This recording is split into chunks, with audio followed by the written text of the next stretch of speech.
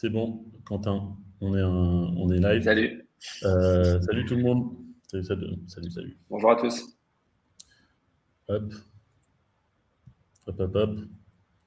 On va attendre 2 minutes, histoire Ouais, d'attendre les retardataires. carrément. Ça va, Quentin? Ça va très bien et toi? Ouais, ça va. Depuis la dernière fois sur le webinaire Segment. Ouais. Non, c'était top. C'était top. Et à titre même dans l'équipe, on s'en est servi. Pour, Ah, trop bien. Cool. salut Noé. Du coup, est-ce qu'il y a des gens que je connais? Ouais, il y en a certains que je connais. Ok. Écoute, hello Clotilde, hello Corentin. Salut Clotilde. Du coup, qu'est-ce que je vais dire? On va commencer. Je vais faire une petite intro, puis après je laisse Quentin parler. Alors du coup, pour ceux qui ne connaissent pas, nous on est Dezio, une agence de grosses, et on fait aussi des formations. Quentin, dans le cadre des formations grosses, est formateur sur tout ce qui va concerner la data et l'analyse de données. Salut Élise, salut, salut. Et du coup, bah, si vous voulez en savoir plus et voir un petit peu ce qu'on fait chez Dezio ou ce que fait Quentin ou les formations, je vais vous mettre les liens tout de suite dans le chat. Donc, formation, hop. Ah, c'est la formation Dezio.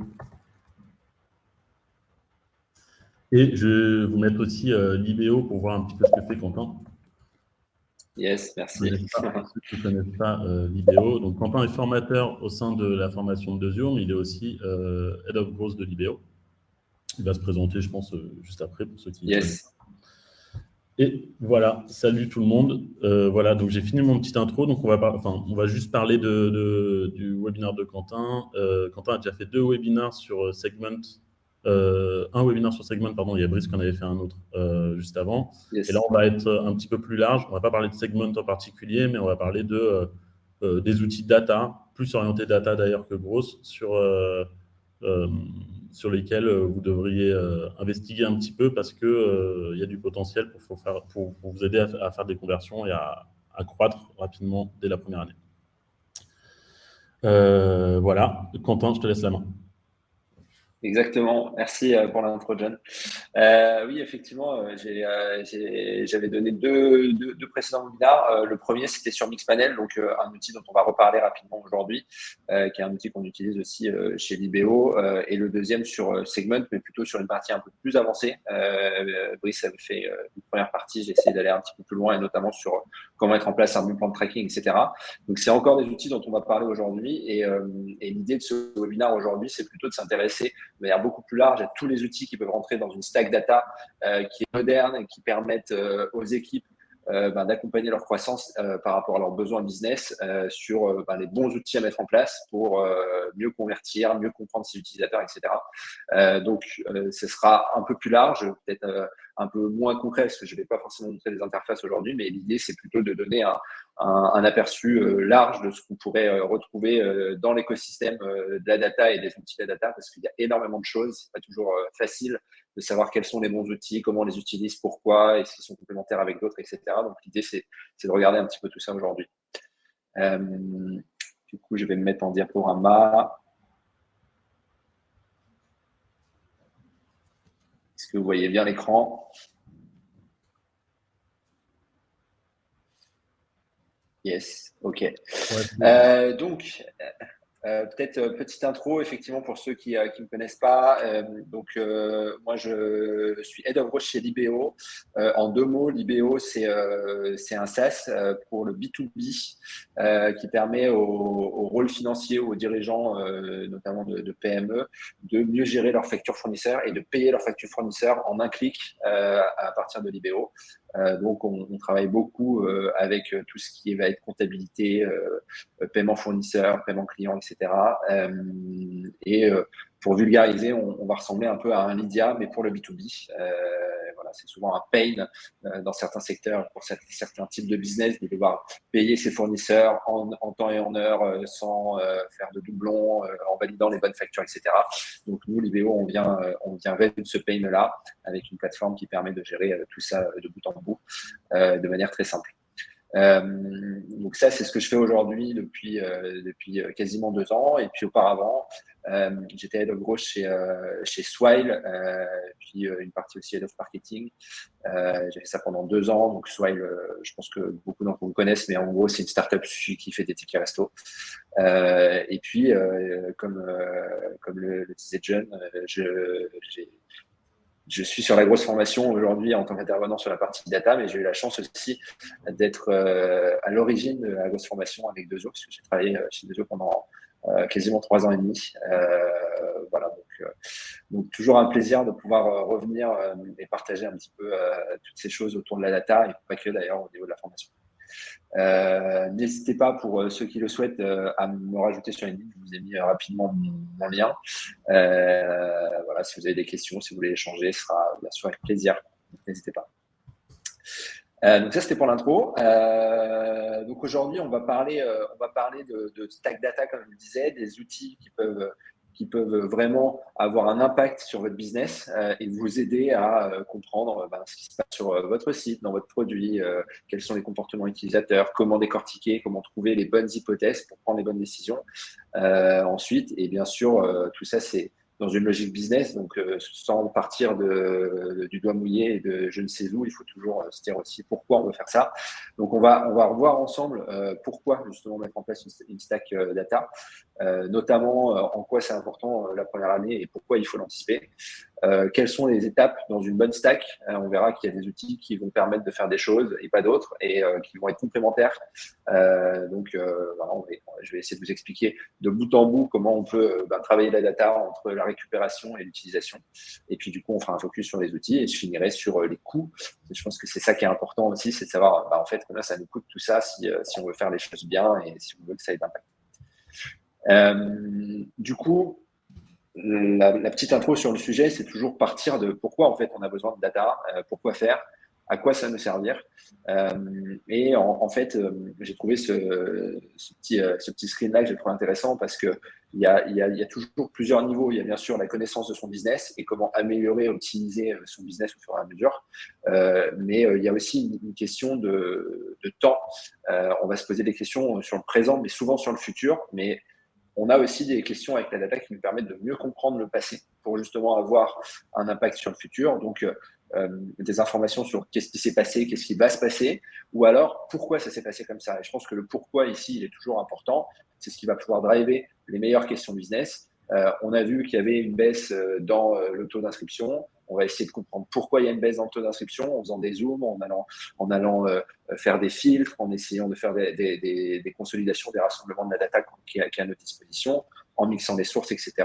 Et grâce à ça, on va pouvoir trouver du coup potentiellement des choses qui vont pas, des choses qui vont bien aussi, mettre le doigt sur des hypothèses qu'on va vouloir tester pour améliorer en fait tout le business. Donc, il y a vraiment plusieurs questions à se poser et on part toujours de ça dans une logique data pour avancer, parce que si on ne sait pas de quoi on part, c'est difficile ensuite d'itérer et d'avancer dans la bonne direction. Donc toujours se poser les bonnes questions qui sont des questions relatives à son business. Du coup, quand on se pose ces questions-là, les premières réponses, c'est OK, mais il y a de la data, elle est à tel endroit, donc comment je collecte cette data et comment ensuite je l'organise pour la faire parler finalement. Donc on va très vite se poser la question des outils. Les outils, c'est pas toujours évident de savoir comment les choisir. Il y en a vraiment beaucoup. Là, je vous mets quelques logos que vous connaissez pour certains, peut-être moins pour d'autres, mais il y a beaucoup d'outils. Il y a beaucoup d'outils et ils vont pas tous servir la même chose. Il y a des outils qui sont de notoriété, une très grande notoriété que tout le monde connaît et qui sont presque indispensables. Google Analytics, tout le monde connaît, c'est peut-être une des choses qu'on met très rapidement sur un site quand on commence un business. Et puis, il y a d'autres outils, Tag Manager, qui peut être vraiment un outil data. Est-ce que c'est un outil data? Oui, mais pourquoi faire? Mixpanel, Hotjar, etc. Donc, l'idée aujourd'hui, c'est vraiment de décortiquer un petit peu tout ça et de voir dans quelle case, dans quel step chaque outil va avoir de l'impact et comment on va pouvoir justement les mettre ensemble pour créer la bonne stack qui va bien. Donc, une fois qu'on se dit ça, pourquoi en fait on a besoin de mettre ça en place? Je vous ai donné un exemple très simple. Quand on lance un business, souvent on a à peu près ça, c'est-à-dire on a un site vitrine, un site marketing et puis un produit.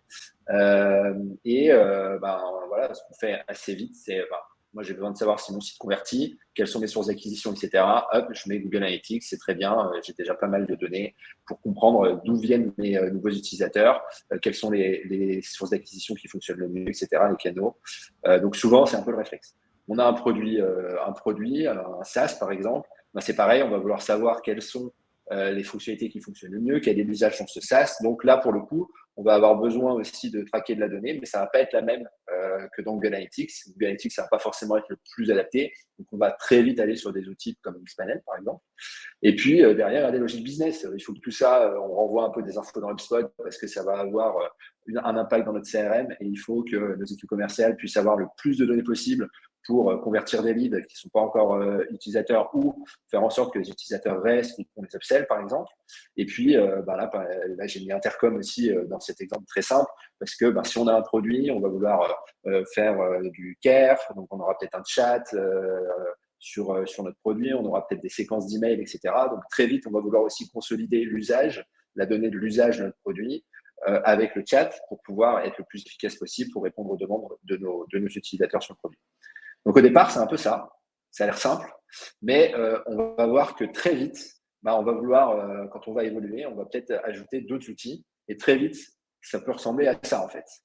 Donc là, je ne vais pas tout reprendre dans le détail, mais on part toujours des deux mêmes sources, on va dire, hein, le site et puis le produit. Mais très vite, on rajoute des outils, on va vouloir traquer d'autres choses, et puis on va vouloir visualiser la data ailleurs. Et puis du coup, il faut faire des connexions entre le CRM, les outils de visualisation, la base de données, etc., etc. Ça donne quelque chose qui est assez complexe et qui est non seulement complexe à mettre en place et à maintenir, mais surtout qui est complexe aussi dans la valeur de la data. C'est-à-dire que quelle data on envoie à quel outil? Est-ce qu'il y a un outil de référence? Est-ce que la data est la même partout? Comment on s'assure qu'il n'y ait pas justement des différences entre ce qui se passe dans Facebook, dans Google Ads, ce qu'on envoie dans Google Analytics, ce qu'on retrouve ensuite dans notre DB, etc. Donc, l'idée ici, c'est de se dire, plus on va complexifier en fait les sources de données, la data dont on va avoir besoin pour répondre à nos questions business, plus il va falloir organiser toute cette stack, choisir des outils qui sont complémentaires et qui vont nous permettre en fait non seulement de maintenir et de mettre en place quelque chose qui va durer, qui sera facile à maintenir vraiment, et en plus de ça, faire en sorte d'avoir une source de données qui est une source de vérité quelque part et qui va pouvoir communiquer avec tous les autres outils pour qu'on soit efficace tout simplement. Donc, c'est vraiment l'idée derrière de poser la question quels sont les outils et comment mettre en place une stack data. Donc, en gros, ce qu'on va regarder aujourd'hui, c'est un peu ça. C'est ce qu'on appelle la moderne data stack qui est en fait, dans le concept, le principe, c'est de se dire on a plein de sources de données. Ces sources-là, il va falloir organiser leur récupération de la donnée. Une fois que ces données, elle est récupérée, d'accord, on la collecte, il va bien falloir l'envoyer quelque part. Alors, dans la version simple, en principe, on collecte une donnée, par exemple, sur le site, on l'envoie directement dans Google Analytics. C'est le premier schéma que j'ai montré. Mais dans une version qui commence à se complexifier, il va falloir à un moment donné l'envoyer à Google Analytics et puis à un autre truc en même temps, au CRM, etc. Donc, c'est compliqué. Il faut l'envoyer de la même manière, de la bonne manière pour chacun des outils, etc. Et parfois, on a besoin aussi non seulement de la stocker, mais de la transformer. Donc, dans la stack moderne qui permet vraiment de tirer le profit au maximum de la data qu'on va collecter, on passe souvent par ce qu'on appelle un data warehouse. Donc, c'est un endroit où on va collecter les données, des datas qui sont brutes dans un premier temps, et ensuite qu'on va transformer pour les organiser et justement les préparer pour les redistribuer ensuite vers différents outils. Donc, c'est vraiment cette partie centrale. Et puis, du coup, les outils qu'on va utiliser, il va y avoir plusieurs types d'outils ensuite pour utiliser cette data. Des outils d'analyse ou de BI qui vont nous permettre, encore une fois, de comprendre ce qui se passe, d'avoir les bons inputs et en tirer des insights.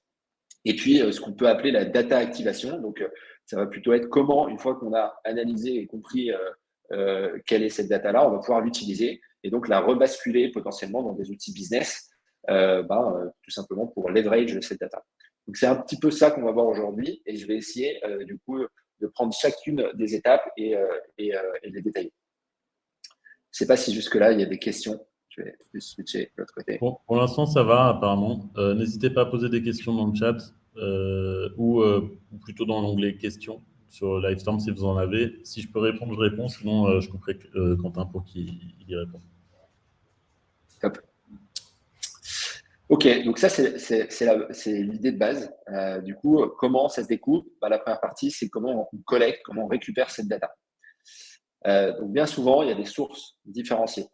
La première source de data que vous allez avoir, ça va être tout ce qui va être lié à des outils que vous utilisez dans votre business ou votre website ou des pixels. Donc là, je ne sais pas si vous reconnaissez les logos, mais les deux premiers, ce sont Google Tag Manager et Segment. Ensuite, on a Customer.io, qui est un outil pour faire des emails. Donc potentiellement, on a envie de savoir si les emails sont ouverts, cliqués, etc. et potentiellement les envoyer ensuite ailleurs, comme par exemple dans un CRM. On va souvent avoir des outils marketing type Google Ads, LinkedIn Ads, Facebook Ads. Donc ça, c'est déjà une première source de données qui est importante et qui est en plus difficile parce que c'est pas toujours la même façon d'approcher la donnée pour ces outils. Donc, on a vraiment envie peut-être de la centraliser, de la réorganiser pour pouvoir l'utiliser au mieux. Donc ça, c'est une première source. Deuxième source de données qu'on peut avoir, c'est tout ce qui va sortir du produit.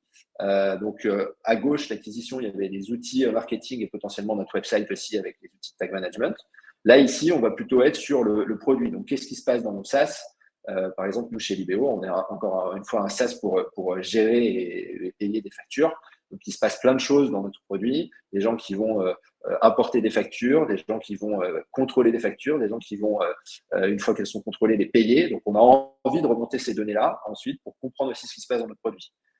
En plus d'avoir un produit, un SaaS qui est sur le desktop, on a également une application mobile. Donc c'est la deuxième petite icône. Donc là, c'est pareil. On a envie de différencier ce qui se passe sur notre appli mobile de ce qui se passe sur notre app desktop. Donc, on a envie de remonter ça et c'est une source de plus. Et puis, potentiellement, il peut y avoir des databases aussi qui traînent à droite à gauche, des sources de données qui peuvent être d'ailleurs en plus du produit. Donc, c'est encore une fois une source supplémentaire. Et puis après, il y a tous les outils business qu'on va utiliser. Donc, on a parlé des outils marketing déjà avec les pixels de tracking, mais il y a tous les autres outils. Là, j'ai Intercom. Si on fait du e-commerce, potentiellement Shopify. On va y avoir des CRM, des outils de care comme Zendesk. Toutes les intégrations qu'on peut avoir. J'ai mis la petite icône de Zapier aussi. C'est potentiellement des sources de données en plus où on va avoir des interactions finalement avec nos utilisateurs à un moment dans le cycle de vente, que ce soit des leads ou des gens plus avancés dans le cycle. Mais ce sont des sources de données qu'on va vouloir potentiellement utiliser. Donc ça, c'est des sources c'est des sources de données et on doit récupérer ces données, on doit la collecter pour ensuite pouvoir en faire quelque chose. Une fois qu'on a identifié ces sources, comment en fait on collecte ces données et comment on arrive à les mettre dans une database? On va avoir tout simplement des sources qu'on va envoyer à un outil. Donc là, l'idée, c'est d'essayer de trouver un outil qui va nous permettre de centraliser toute cette data provenant de ces sources. Donc souvent, ce qu'on appelle, on appelle ces outils des ETL ou Data Integration Platform. Et ces outils, en fait, ils sont vraiment importants parce qu'ils vont nous permettre de centraliser l'envoi de la donnée des sources et de faciliter en fait cette collecte dans une database. Si on ne prend pas ce genre d'outil-là, on risque de se retrouver à devoir faire pour chacune des sources qui ont été identifiées avant, soit des intégrations, soit des plans de tracking différents, etc. Et donc, ça peut être ultra chronophage parce que non seulement c'est long, et en plus de ça, ça peut être des formats différents, une manière de faire différente, et donc ça peut faire qu'on va avoir une data dans notre database qui va être différente, avec des formats différents, pas forcément très clean. Donc, c'est encore plus de travail derrière pour la retraiter. Donc là, l'idée, c'est d'utiliser ces Data Integration Platform et ces ETL pour centraliser toute cette donnée des sources dont on a vu avant et l'envoyer dans notre data warehouse. Donc, si je fais un focus maintenant sur quelques outils qui nous permettent de faire ça, le premier outil qui est plutôt un outil pour intégrer et envoyer de la donnée vers une database. Je parle notamment de Segment. J'ai fait un webinaire sur cet outil. Segment, c'est un outil très puissant sur le marché que je vous recommande de tester puisqu'il y a une version free. mais qui peut quand même représenter un coût si on a beaucoup de volume, puisque c'est vraiment un pricing au volume. Et l'avantage de Segment, c'est que comme c'est un des leaders du marché, ils ont énormément de connecteurs sur les différentes sources. Donc, c'est plutôt vraiment facile d'ajouter un outil, de faire en sorte que cet outil renvoie de la donnée à Segment. Idem, avec Segment, on peut très facilement intégrer tout ce qui est tracking, un petit peu comme le ferait un Google Tag Manager sur notre site ou sur notre app mobile. Et donc, l'idée, avec un outil comme Segment, ça va être d'utiliser toute cette donnée en amont, de la collecter et grâce à Segment, de l'unifier pour que Segment l'envoie au data warehouse. À savoir juste, entre parenthèses, que Segment permet aussi, un peu comme Google Tag Manager, d'envoyer directement de la donnée à des outils métiers. Donc, on n'est pas obligé de passer par une database ou un data warehouse quand on utilise Segment au milieu. Mais moi, je le recommande. Encore une fois, on va le voir après pour pouvoir organiser et cleaner cette donnée. Donc, Segment, qu'on peut associer à d'autres outils qui, eux, pour le coup, au-delà de prendre, de collecter via des events la donnée et les envoyer. Les deux autres outils, là, Airbyte et Fivetran, qui sont deux concurrents. Donc je présente les deux parce que c'est les deux qui me paraissent être les plus intéressants. Eux, ils vont permettre vraiment d'avoir des intégrations, par exemple, avec des outils comme Facebook Ads, Google Ads, LinkedIn Ads, et de capter toute la donnée des plateformes. À l'inverse de Segment, qui va capter uniquement l'événement d'un user qui est arrivé sur votre site et qui venait de Facebook. Donc là, ça vous permet d'avoir beaucoup plus de données, d'être beaucoup plus complet. Et c'est pareil, c'est des outils qui vont fonctionner un peu de la même manière que Segment, qui vont avoir des connecteurs. Ces connecteurs, ça va être directement les outils métiers et non pas forcément les events. Et ça va permettre, pareil, de consolider tout ça et de l'envoyer ensuite dans un data warehouse. Deux petites différences entre Airbyte et Fivetran. Airbyte, c'est un outil qui va être open source. Donc, si vous souhaitez le tester et l'utiliser, il peut être gratuit si vous l'utilisez en l'intégrant directement chez vous. Si vous voulez utiliser la version cloud avec une interface, etc., là, ça devient payant. Mais en tout cas, c'est déjà un très bon outil pour pouvoir collecter de la donnée et l'envoyer ailleurs. Et Fivetran, je pense qu'aujourd'hui, c'est un des outils qui est le plus adapté pour des startups qui ont quand même un petit peu de moyens parce que c'est pas un outil qui est, c'est un outil qui a un coût, mais qui est assez puissant et qui permet d'aller très vite avec une bonne qualité de données sans forcément avoir énormément de maintenance à faire sur quelque chose d'actionnable dans un data warehouse. Ouais, juste pour préciser un truc sur Airbyte. Airbyte, étant donné que c'est open source, il faut vous dire que alors c'est quand même un SaaS qui est assez récent, enfin la partie cloud. Et l'avantage, c'est que comme c'est open source, tout le monde peut travailler dessus, tout le monde peut ajouter des nouveaux connecteurs. Et il y a une grosse communauté derrière Airbyte. Donc ça peut pas mal aider si vous avez des besoins. Ils ont une énorme roadmap de connecteurs en cours. Ouais, c'est un peu le challenger sur le marché. Moi, je garde un œil là-dessus. On l'utilise pas chez Libero pour le coup. On utilise Fivetran, mais je garde quand même un œil sur cet outil parce qu'ils sont ultra ambitieux et je pense qu'ils vont faire des belles choses. Donc là, on a la première partie. Concrètement, on a nos sources objets, outils métiers, notre application, notre app, etc. Qui produisent de la donnée. Et cette donnée, grâce à Segment sur la partie Event Tracking ou Airbyte ou Fivetran, on va pouvoir la collecter et être prêt à l'envoyer ailleurs. Où est-ce qu'on va l'envoyer? On va l'envoyer dans un endroit où on peut la stocker, cette donnée, la stocker et la manipuler. Donc, sur cette partie-là, c'est ce qu'on a vu tout à l'heure rapidement sur le schéma, c'est ce qu'on appelle le data warehouse. Et donc, pour stocker cette donnée, on va utiliser en fait ce data warehouse comme une database. Alors, la différence entre un data warehouse et une database plus classique, c'est que les data warehouse, ils sont vachement plus adaptés pour traiter énormément de données avec des volumes très importants et surtout des données qui proviennent de sources très différentes. Même si on utilise des outils comme Airbyte pour un petit peu consolider tout ça et unifier, c'est pas rare qu'il y ait des formats ou des données qui soient un petit peu différentes. Donc, on a quand même besoin de pouvoir traiter beaucoup de données dans une database un peu plus complexe, donc c'est ce qu'on appelle les data warehouse, avec beaucoup de tables. Et dans ce data warehouse, à l'inverse d'une database, on va pouvoir, en plus de ça, la manipuler plus facilement et surtout la transformer pour qu'ensuite, cette donnée-là, on puisse la réutiliser dans d'autres outils et du coup, vraiment créer ce levier sur cette data. Donc, ces data warehouse, souvent, comme les databases aujourd'hui, ils sont tous hébergés dans le cloud. Donc, ça permet également de maximiser finalement le travail en équipe, d'avoir une sécurité sur la data, puisqu'il y a des backups qui sont faits régulièrement, etc. Donc, c'est vraiment un no-brainer aujourd'hui d'utiliser un data warehouse. Du coup, il y a plein de bénéfices. Vous possédez la data puisque vous la collectez dans un data warehouse qui est sur le cloud, mais qui vous appartient à vous. Vous avez un workspace qui vous est dédié. Donc, ça veut dire que vous contrôlez la data aussi et que pour des raisons de régulation, notamment tout ce qui est GDPR, etc., vous pouvez gérer le format de la donnée. L'avantage d'avoir un data warehouse, c'est exactement ce qu'on disait au niveau de la stack moderne, c'est qu'en fait, on va envoyer les data au même endroit. Et cet endroit-là va stocker, va permettre de la manipuler, etc. Mais du coup, comme c'est au même endroit, il y a une source de données, en fait. Il y a une source de données qui est une source de vérité, qui est la même, c'est ce data warehouse. Et de ce data warehouse-là, on va pouvoir ensuite redistribuer la donnée. Donc, plus facile de percevoir la data, puisqu'on va pouvoir stocker plein de volumes, et notamment tout ce qui est historique. Et comme je vous le disais, c'est très facile de synchroniser par l'utilisation d'outils en amont, même en aval, mais souvent les data warehouses sont accessibles aussi par API. Donc, c'est très facile d'envoyer de la donnée ou de récupérer de la donnée aussi depuis un data warehouse.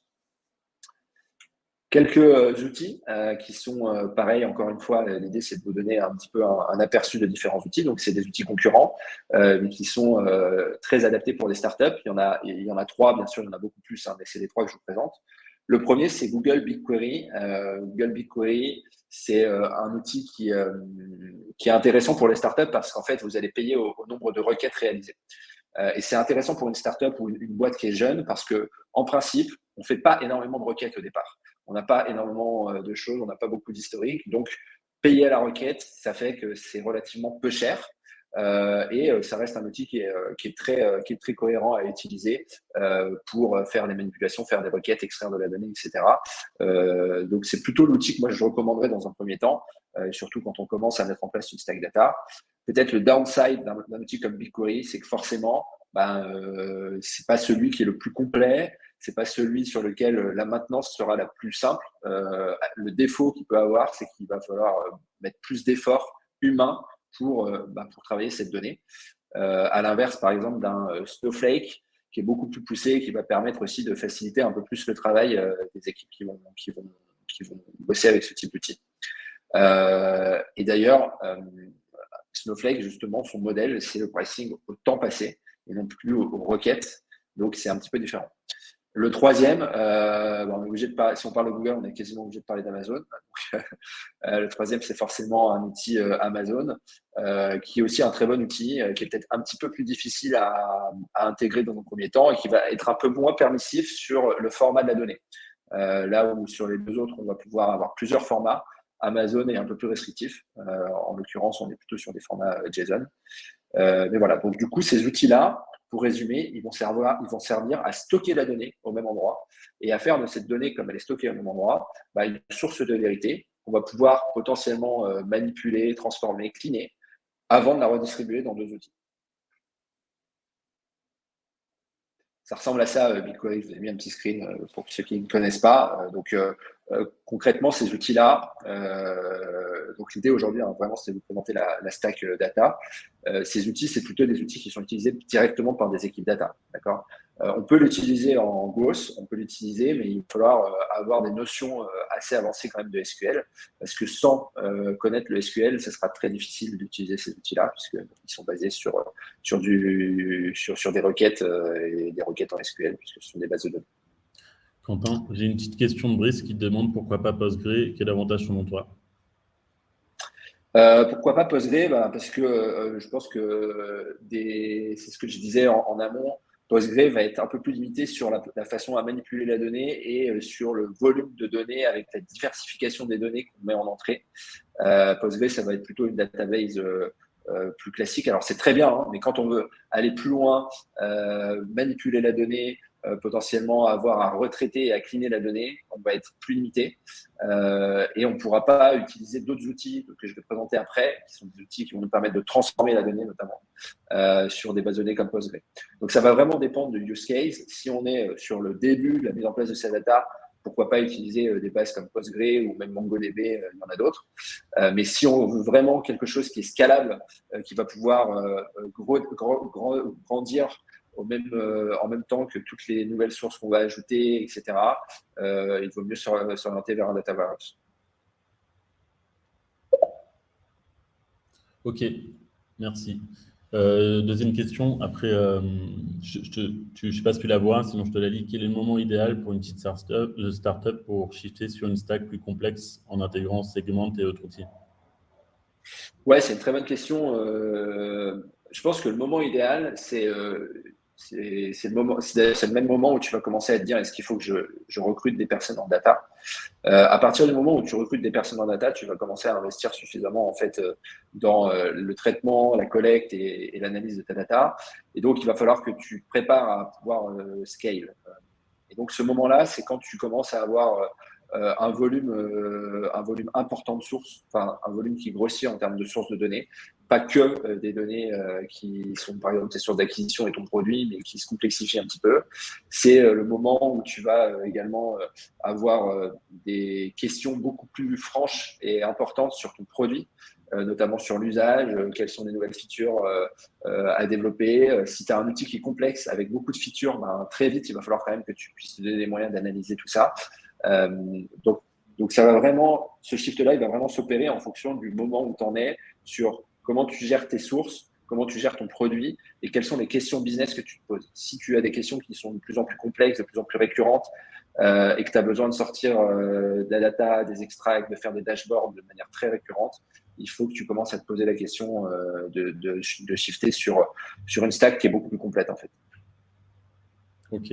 Je pense que quand tu commences à passer beaucoup trop de temps à maintenir tes sources de données, etc. aussi, c'est peut-être un bon moment pour passer sur des segments, ce genre de choses, quoi. Yes.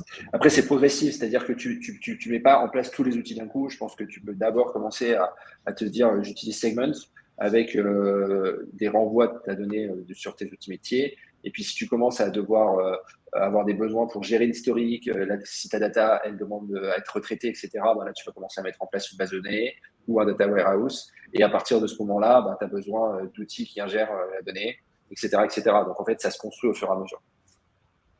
Ok. Il y a une autre question. Est-ce que tu veux qu'on la fasse maintenant ou je te laisse avancer? Si j'utilise un outil comme Segment pour mon tracking et que je renvoie les données vers HubSpot, je ne vais pas perdre des fonctionnalités en n'ayant pas le tag HubSpot installé sur mon site. L'intégration pour faire des audiences, tracking des boîtes. Alors oui et non. Typiquement, HubSpot, c'est un bon exemple parce que tu peux l'intégrer avec Segment. C'est-à-dire que tu peux autant le mettre en source qu'en destination. Donc tu peux utiliser les deux. L'idée ici, c'est plutôt de centraliser en fait et d'unifier la façon dont tu vas récolter la donnée. Après, de toute façon, cette donnée-là, elle existe. Donc, même si tu, pour le coup, n'utiliserais plus certaines fonctionnalités d'HubSpot, alors oui, tu perdrais sûrement tout ce qui est intégration pour tes audiences, mais typiquement sur la partie tracking des boîtes qui visitent ton site, tu pourrais utiliser d'autres outils, potentiellement avec Segment et du retraitement, tu pourrais aussi le reconstruire. Donc ça dépend encore une fois du use case. Segment, ça remplace pas tout, bien au contraire. C'est plutôt pour ajouter de la valeur à cette donnée et pour rajouter des sources plus que pour en enlever. Je sais pas si ça répond à ta question, Corentin.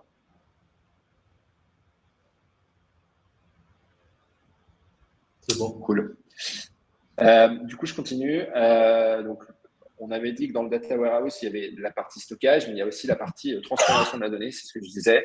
Comme on a de la donnée qui vient de plusieurs sources, que potentiellement, c'est pas tout le temps structuré de la même manière, que l'idée, c'est d'envoyer la donnée quelque part et ce quelque part, c'est sur la source de vérité, il faut aussi que ce quelque part-là, au-delà des data brutes qu'on lui envoie, on puisse l'exploiter derrière. Et donc, ces data brutes, il faut les organiser. C'est un peu l'idée de ce schéma-là.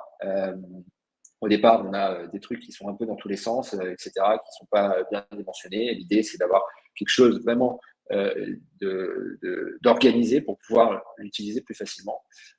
Donc ça peut se faire de deux façons. Moi, là, je vous donne la façon la plus aboutie, on va dire.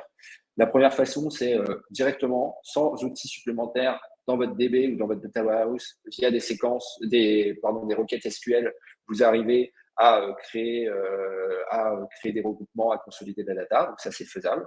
Mais quand ça commence à être un peu plus complexe, c'est très difficile de le faire tout le temps à la main. On a besoin d'outils pour créer des trucs en batch, pour pouvoir faire aussi des cycles sur toutes les données qu'on ingère, parce que l'avantage aussi d'ingérer des données dans une database, dans un data warehouse, c'est que c'est des données qu'on ingère en live, qui vont continuer à s'ingérer automatiquement au fur et à mesure. Donc, à un moment donné, si on fait tout à la main, on ne va pas pouvoir réussir à chaque fois récupérer toute cette donnée, la transformer de la bonne manière. Donc, il existe des outils. Un des outils qui est un des leaders du marché et qui s'intègre très bien avec l'ensemble des data warehouses, c'est un outil qui s'appelle DBT.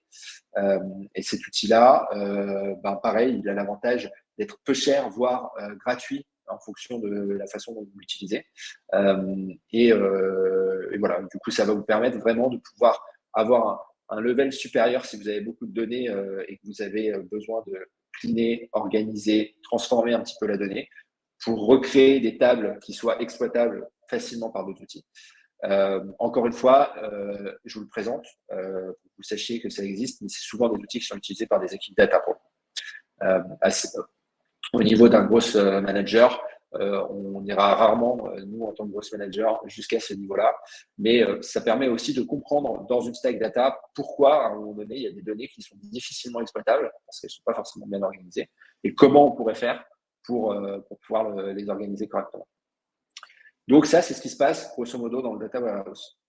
Une fois qu'on a organisé cette donnée, qu'on a récupérée, qu'on a organisée dans le data warehouse ou dans notre database, l'idée, c'est de l'exploiter, de l'utiliser. Et là, on va pouvoir l'utiliser sur différents pans. Là, j'en ai mis deux. Le premier, c'est la visualisation et le deuxième, c'est l'analyse, qui vont souvent ensemble. Et il y en a même un troisième que j'expliquerai après, qui est vraiment rebasculer la donnée dans des outils business.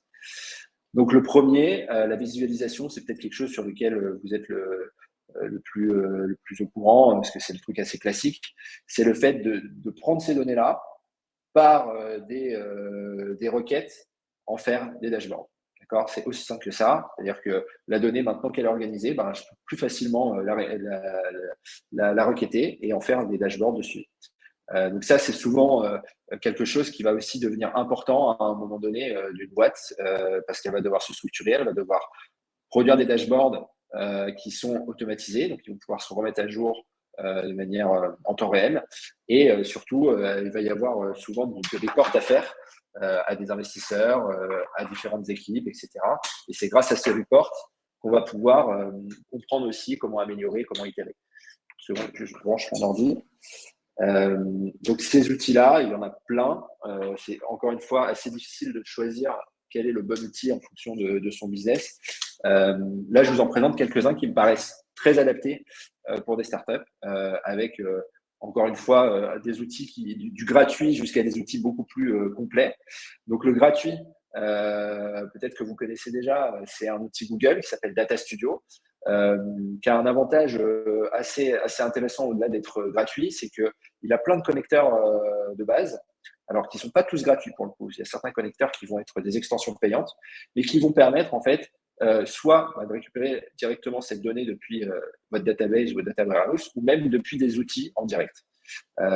Ça, c'est un des avantages de Data Studio. Ça va vous permettre de construire aussi vos dashboards ou même des petits extraits de données, etc., des tableaux assez facilement. C'est un outil qui techniquement est facile à prendre en main.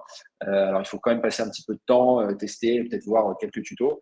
Mais globalement, c'est un outil qui ne demande pas de code et qui permet de faire des dashboards assez rapidement une fois qu'on a compris comment ça fonctionne. Dans le genre d'autres outils simples qui me semblent super adaptés pour des startups ou des boîtes jeunes, il y en a deux autres que je recommande. Le premier, c'est Metabase. Nous, c'est ce qu'on utilise aujourd'hui chez Libéo. Metabase, un petit peu comme Airbyte tout à l'heure, il a l'avantage d'être open source. Donc, si on l'intègre nous-mêmes sur nos serveurs, en fait, c'est gratuit. Si on veut la version cloud qui est édité par Metabase, forcément c'est payant. Mais Metabase, c'est un outil qui est facile à mettre en place aujourd'hui quand on veut le mettre en place. Il va se connecter directement aussi à notre database, donc à notre data warehouse, et qui va nous permettre très rapidement de construire des dashboards. Pour le coup, à la différence d'un Data Studio, là, il faut connaître un peu le SQL, même s'ils ont développé des modes de requête où en fait on fait un espèce de drag and drop qui revient en fait derrière à créer une requête SQL. Mais c'est un peu moins puissant si on veut faire des choses complexes. Et c'est un outil qui permet vraiment de visualiser, de créer plein de dashboards différents assez rapidement. Dans le même esprit, il y a un outil qui s'appelle Mode, qui pour le coup est forcément un peu plus cher, mais sera un peu dans le même esprit que Metabase, peut-être un peu moins modulable, mais très adapté aussi pour faire des dashboards, vous savez, pour mettre sur des télés, ce genre de choses. Et si vous voulez passer le niveau supérieur et aller sur quelque chose qui permet d'avoir des dashboards plus complexes, plus complets, etc. Moi, je recommanderais plutôt Tableau, qui est un outil qui fait partie de Salesforce maintenant, donc qui est très bien intégré avec des CRM comme Salesforce, et vraiment qui est très complet. Mais on n'est pas sur le même niveau de prix. Tableau, c'est plusieurs centaines d'euros par mois minimum, donc voilà. Mais ça permet d'aller encore plus loin.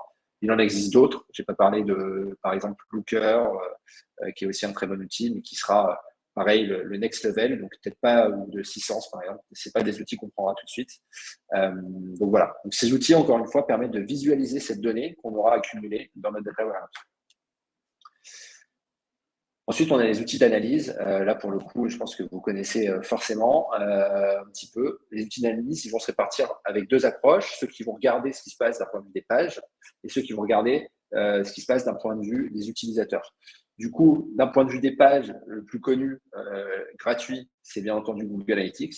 Donc, si vous ne connaissez pas Google Analytics, c'est le leader du marché, qui est gratuit, qui est facile à implémenter, qui est intégré à plein d'outils. Par exemple, il y a des outils de landing page qui permettent, avec un petit bout, avec juste un petit chiffre d'identification, d'intégrer Google Analytics. Donc, très facile à implémenter, des rapports qui sont préfaits et très adaptés pour suivre ce qui se passe sur notre site d'un point de vue des pages et notamment de l'acquisition. Donc plutôt orienté web analysis, comprendre quelles sont les sources d'acquisition, etc. Ça, c'est ce qu'on appelle le site-centric. Ce que je recommande, moi, c'est en parallèle de mettre des outils en place qui sont user-centric, donc qui vont permettre de comprendre ce qui se passe aussi d'un point de vue de l'utilisateur. Et souvent, ces outils-là, Mixpanel, Amplitude, on va avoir tendance à les utiliser dans notre produit pour comprendre l'usage de fonctionnalités, etc. Ces outils-là, ils sont tous basés sur le même type de données. C'est souvent des événements qui sont soit envoyés en direct, soit qui passent par le data warehouse.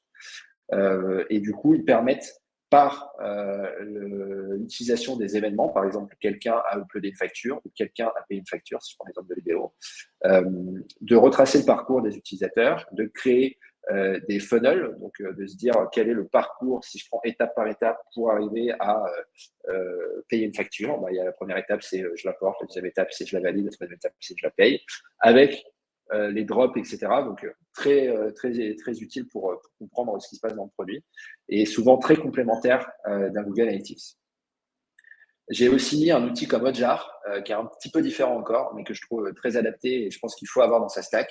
Hotjar, c'est un outil qui permet de comprendre ce qui se passe d'un point de vue comportement utilisateur. C'est-à-dire que avec Hotjar, on va pouvoir avoir deux fonctionnalités core. La première, c'est ce qu'on appelle les heatmaps.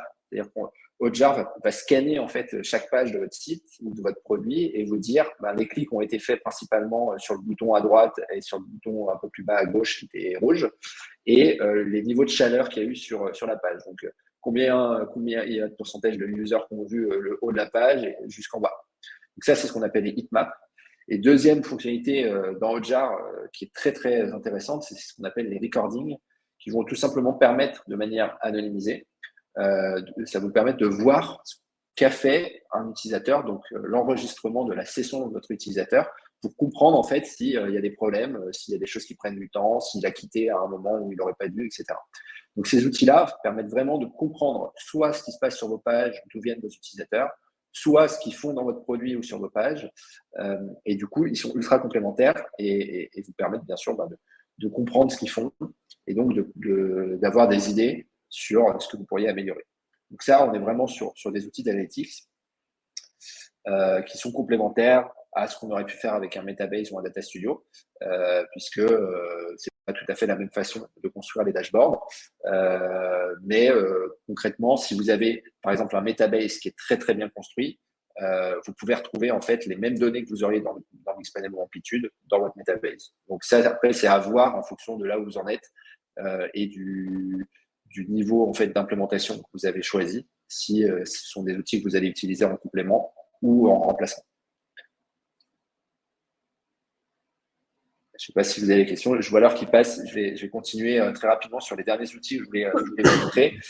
Il y a d'autres outils qui permettent en amont d'extraire la donnée. Ce n'était pas l'idée du focus du jour, mais j'en parle quand même parce que c'est intéressant. On a parlé des outils marketing comme Google Ads, LinkedIn Ads, etc. Mais je voulais aussi vous expliquer qu'il y a d'autres outils qui permettent d'aller extraire de la donnée, par exemple, de sites tiers ou de LinkedIn. Typiquement, Captain Data, Phantom Buster vont permettre d'automatiser des scrappers, donc de la récupération de données automatisée. Et de générer par exemple des spreadsheets avec plein de données où vous récupérez la liste de votre cible sur LinkedIn avec toutes les infos qui vont bien.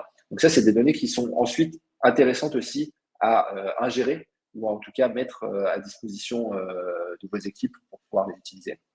Donc Captain Data et Phantom Buster se ressemblent pas mal là-dessus. Data Miner ou Web Scrapper, j'aurais pu mettre aussi. C'est plutôt des outils qui vont être no-code, où il va juste falloir savoir quelles sont les données, comment elles sont structurées sur la page pour pouvoir le faire.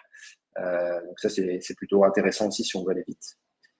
Autres outils dont je voulais vous parler, s'il y a des personnes qui font du mobile, des applications mobiles, bien souvent, une des problématiques, c'est que quand on envoie des liens sur mobile, on a envie de comprendre qu'il y a de l'attribution. Donc, est-ce que ces personnes ont cliqué sur mon lien depuis la pub ou est-ce que depuis un email, etc. Et quand on passe dans une application mobile, on perd souvent l'information. Donc, il y a des outils pour ça qui permettent de capter en fait d'où viennent les utilisateurs et de réattribuer le bon levier. Donc, je vous en ai mis deux qui sont concurrents. AppsFlyer et Branch, qui sont pareil parmi les outils les plus utilisés et qui vont vraiment permettre de vous aider à comprendre d'où viennent vos utilisateurs sur votre application mobile. Et le dernier, c'est vraiment pour ouvrir, dans une logique data, quand on commence à avoir beaucoup de sources, des tables de données, des data warehouse avec beaucoup de choses à l'intérieur, ça peut vite être le bazar, même si on essaie de faire les choses correctement. Il y a toujours des questions de comment on arrive à avoir la bonne visibilité sur quelles sont les datas qu'on ingère. Est-ce qu'il y a des datas en double ou pas, comment elles sont nommées, comment je récupère si je veux faire une requête ou si je veux l'utiliser ailleurs. Donc cet outil-là, c'est une startup française qui s'appelle Castor, permet de faciliter la documentation, de faciliter aussi, de centraliser tout ce qui est utilisé, donc de pouvoir faire des recherches très rapides. Et ça, c'est plutôt pas mal quand on commence à avoir un bon volume de données, beaucoup d'équipes qui utilisent la donnée en dehors des équipes data. Donc ça peut vraiment être intéressant. Donc voilà, je voulais vous en parler rapidement. Et le dernier outil dans les autres outils dont je voulais vous parler, c'est ce qu'on appelle les reverse ETL. Donc, en tout début de webinaire, je vous ai parlé des ETL comme Airbyte ou Fivetran qui vont permettre de récupérer des sources et les envoyer au data warehouse en unifiant la donnée et en facilitant tout ça pour l'envoyer au data warehouse. Une fois qu'on a bien travaillé ce data warehouse, soit on va les envoyer potentiellement vers des outils d'analyse ou des outils métiers quand il y a des intégrations. Mais quand ce n'est pas le cas ou quand il y a beaucoup d'outils métiers et qu'on aimerait avoir une donnée unifiée qui arrive dans ces outils métiers-là, on peut utiliser ce qu'on appelle des reverse ETL. Donc, c'est un petit peu comme iTouch, typiquement. C'est un petit peu l'inverse d'un segment. Donc, il va prendre la donnée du data warehouse. Il va, en drag and drop ou via des requêtes, vous permet de sélectionner la bonne donnée que vous allez envoyer sur vos différents outils métiers de manière unifiée et consolidée. Donc, ça peut être aussi quelque chose qui est intéressant. Là, on est vraiment dans le cas d'une stack data très complète. Hein. C'est quand on commence à être pas mal avancé qu'on utilise ce genre d'outils. Mais voilà, comme ça, vous savez que ça existe et ça peut permettre aussi de faire pas mal de choses derrière. Je vais finir rapidement sur combien ça coûte du coup, parce que l'idée de ce webinaire, c'était de se dire c'est quoi les outils qu'on peut utiliser, comment on les utilise et à quelle étape, est-ce qu'ils sont complémentaires ou pas, et surtout comment ils vont nous aider à à mieux gérer la data pour en tirer du coup le meilleur levier, des conversions a priori. Mais tout ça, ça a forcément un coût. Combien ça coûte si on est une petite start-up ou une boîte jeune? Je voulais vous donner quelques idées. Donc, tout ce qui va être outils pour faire du tracking ou de l'intégration de données, donc par exemple Google Tag Manager, Segment, etc. Ça va de 0 € avec un outil comme Google Tag Manager à plusieurs centaines d'euros par mois pour un outil comme Segment. Mais encore une fois, un outil comme Segment va être dépendant des volumes. Donc, ça peut vous coûter 100 € par mois, comme nous, chez Libéo, on est à plus de 1 000 € par mois pour l'utilisation de Segment parce qu'on a des volumes qui sont importants.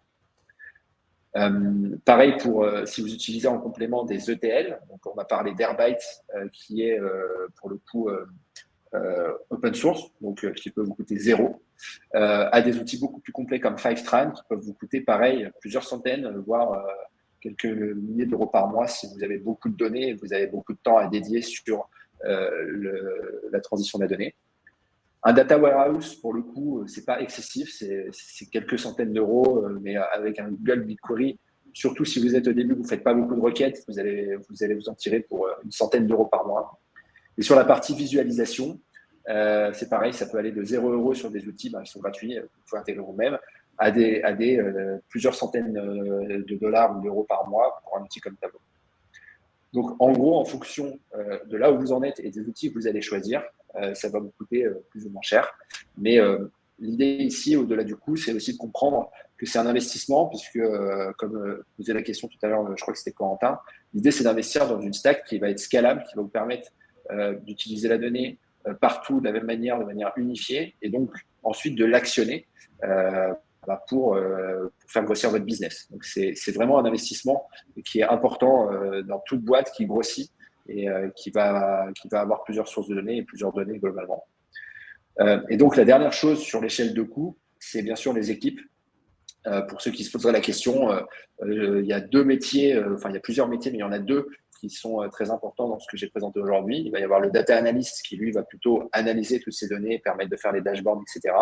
Et puis le data engineer qui va permettre de gérer toute la partie engineering et tech de la collecte, la transformation de la donnée dans le data warehouse et puis l'envoi de la donnée aux bons outils après. Donc voilà, je vous ai donné un petit peu quelques idées pour que vous puissiez avoir en tête quels sont les coûts de ces, le prix d'un data analyst et d'un data engineer pour que vous ayez une idée. Donc en résumé, l'idée c'était de vous présenter ça. Donc là maintenant j'ai mis les petites icônes avec les outils derrière. Donc aujourd'hui, une startup, ça peut avoir plusieurs use cases différents de données, des trucs très simples où en fait j'ai juste un site et je veux avoir l'acquisition dans mon Google Analytics, à des choses qui sont plus ou moins complexes et qui vont peut-être se complexifier dans le temps au fur et à mesure que l'entreprise grossit. Et donc l'idée, c'est vraiment d'essayer de mettre en place cette moderne data stack au fur et à mesure, qui va nous permettre de partir des sources, de les ingérer en unifiant la donnée, etc., dans un data warehouse. Ce data warehouse-là va nous permettre non seulement de collecter, mais aussi de cleaner, de transformer, de consolider. Et à partir de cette donnée maintenant, du coup, qui est une source de vérité là, dans ce data warehouse, on va pouvoir la redistribuer pour différentes applications, soit des applications d'analytics ou de BI, comprendre ce qui se passe, faire des dashboards, du reporting, ou alors pour activer cette donnée-là dans des outils business, soit en direct, ce que j'ai pas mis dans le schéma là, soit avec, quand on en a beaucoup, avec des outils comme iTouch qui vont permettre, encore une fois, de redistribuer la donnée avec le bon format, la manière la plus propre possible. Voilà, j'ai fait le tour de ce que je vais vous dire aujourd'hui. Je vais voir s'il y a des questions du coup. Ouais, il y a des questions RGPD, donc je vais te les passer. Yes, comme d'hab. Je ne sais pas trop les réponses à ça non plus. Il y avait une question de Corentin sur, alors pas sûr de bien comprendre, je vais renvoyer ma donnée en data warehouse, puis sur mes outils d'analytics produits, ou bien je lis directement depuis Segment. En fait, ça va dépendre de ta donnée. Si tu envoies directement depuis Segment, tu ne pourras pas retravailler ta donnée. C'est-à-dire que tu n'auras pas. En fait, Segment, c'est vraiment pas un outil de stockage. Donc, si tu prends ta donnée et que tu les envoies directement dans tes analytics, tu peux. ça va être du temps réel, mais par contre, tu ne pourras pas retraiter ta donnée. C'est-à-dire que si ta donnée, elle n'est pas très clean, que tu as besoin de la retravailler, qu'il y a des trucs en double, etc., bah, en fait, tu vas tout envoyer en double, ça va être un peu le bordel dans tes outils d'analytics. Donc, c'est une façon de faire, mais c'est peu scalable dans la durée. L'idée de passer par une database ou un data warehouse, c'est justement d'avoir cet espace où tu stockes la donnée, où tu vas pouvoir avoir l'historique de ces données, ne pas la perdre aussi et pouvoir la retravailler, et puis la cleaner au fur et à mesure, la dédoublonner, etc., pour que tes outils d'analytics derrière, bah, ça soit le plus propre possible. Donc tu peux faire les deux, ça va dépendre de ton stade et de la donnée que tu envoies. Si tu as peu de sources, tu peux a priori très vite les envoyer sur tes outils métiers ou tes outils d'analytics. Si tu commences à avoir une variété de sources très importante, je te conseille vraiment de passer par un data warehouse. Ok, merci. Il y avait une autre question aussi, j'y ai répondu, mais je veux bien ton avis aussi. Qu'est-ce que tu penses de Matomo? T'as essayé ou... Je connais pas très bien, donc je vais sortir un joker là-dessus. Je l'ai jamais utilisé. À mon sens, Matomo, c'est un outil qui est proche d'Analytics, non? Ouais, c'est ça, sauf que c'est censé être un peu plus RGPD friendly. Ouais, bah, c'est ce qu'ils mettent en avant. Bah, effectivement, je vois qu'il y a des questions sur le côté RGPD de Google Analytics. Bientôt, ça sera RGPD. Ils ont fait je trouve qu'ils ont fait quelques annonces là-dessus, mais en tout cas, aujourd'hui, ils ne le sont pas. Je sais que Google va ouvrir vraiment son centre cloud en France dans très peu de temps. Donc, peut-être que ça aidera aussi au niveau du traitement des données par Google sur leurs serveurs à proposer des choses plus sécurisées d'un point de vue RGPD. Mais aujourd'hui, c'est pas encore le cas. J'espère que ce sera C'est bientôt. toujours le même sujet. Quand on parle de data, il y a toujours des questions sur RGPD, les cookies, etc. Mais ouais, pour le moment, c'est un peu une zone grise. Il n'y a pas vraiment d'outil qui est 100% RGPD dans la data, parce que Ouais. collecte de la data, quoi. Donc, à partir du moment où tu collectes de la data, c'est un peu difficile d'être RGPD, je pense. Mais voilà. Ça va dépendre en fait du type de données. En gros, ce qui est embêtant avec le RGPD, c'est la donnée personnelle.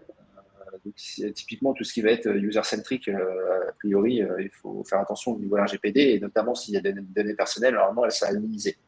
Si tu utilises un outil comme Segment aujourd'hui, toutes les données qui détectent comme étant personnelles, des emails, des numéros de téléphone, etc., un prénom, ils les anonymisent pour toi. C'est-à-dire que même si toi, tu as envie d'envoyer ces données-là non anonymisées, ils vont les anonymiser.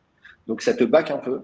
Après, il y a une autre chose qui est importante et ce qu'il faut bien vérifier dans les différents outils de données, c'est cette donnée, combien de temps elle est stockée, notamment quand c'est des outils qui sont dans le cloud comme Google Analytics, parce que ça peut avoir un impact sur ce qui est permis ou ce qui n'est pas permis de faire. Ok. Est-ce que tu connais Adobe Analytics Omniture? Je ne connais pas. Alors, je connais de nom. Pareil, jamais utilisé. Pour moi, c'est plutôt des outils qui sont pour des boîtes qui sont déjà un peu plus grosses, que ça demande des plus gros budgets. Et je ne saurais pas répondre sur la partie RGPD, malheureusement. Ok. Ok, ok. Je crois qu'on n'a pas d'autres questions. Est-ce que si tu avais un conseil à donner pour ceux qui se lancent, entre guillemets, et qui doivent commencer à avoir un petit peu de données, quels sont, dans l'ensemble de tous les outils que tu as donnés là, quels sont ceux qui sont, d'après toi, genre primordial à mettre en place? Ouais, c'est une bonne question. J'aurais presque pu faire une slide là-dessus. Pour moi, très vite, l'utilisation d'un outil comme Segment, c'est indispensable parce que ça nous permet effectivement, comme tu posais la question, Corentin, d'envoyer potentiellement directement de la data quand on a une stack où il n'y a pas beaucoup d'outils directement dans les outils métiers. Donc pour moi, ça c'est indispensable très vite. Ça permet de gérer aussi les intégrations de tous les outils marketing, etc. assez vite, assez simplement. Et deuxième outil, enfin plutôt des outils d'analyse après dans la stack. Google Analytics, si ça vous va, ou des concurrents. Moi, je mettrais très vite un outil user-centric comme Mixpanel ou Amplitude, notamment quand vous avez un SaaS, pour identifier tout ce qui se passe sur votre produit et notamment l'usage. Et enfin, je mettrais un outil de visualisation type Data Studio ou Metabase qui permettent d'aller un peu plus loin, notamment si vous avez d'autres sources de données ou des databases ailleurs ou des fichiers ailleurs pour pouvoir consolider tout ça à un endroit. C'est un peu mes 3-4 outils. Ok, super. Euh, Très bien. Est-ce qu'il y a d'autres questions? ? ? ? Super clair. Merci, Elise. J'ai l'impression. Top. C'est bon. Pour finir, comme le disait John tout à l'heure, moi j'interviens aussi sur la formation et notamment sur une formation Google Analytics. Donc si ça vous intéresse, n'hésitez pas à aller voir. John avait mis le lien tout à l'heure. C'est l'ancienne version, c'est pas la version GA4 encore. Et voilà, si vous démarrez, ça peut vous aider. Ouais, alors je vais remettre le lien, une petite seconde, de ta formation. Hop. Vous pouvez regarder, il y a pas mal de cours sur la data qui ont été faits par Quentin ou Brice. Sinon, il y a des cours sur du SEO, de l'outreach, du scrapping, ce genre de choses. Voilà. Yes. Eh ben, tu as fini, Quentin? Yes, pour moi, c'est tout. Okay. C'est tout Eh ben, top. Eh ben, merci beaucoup. Vous allez recevoir, pour ceux qui ont participé ou qui sont inscrits, le replay de ce webinaire si vous voulez le revoir. Et pour tous ceux qui veulent avoir les webinaires sur Segment que Quentin a pu faire par le passé, je vous remets mon email. Envoyez-moi un email et je vous enverrai le lien. On va le mettre sur YouTube, je pense. Et je vous enverrai le lien. Voilà. Je vous remercie d'être venu et bon appétit pour ceux qui vont manger. Merci beaucoup. À bientôt. À bientôt. Salut.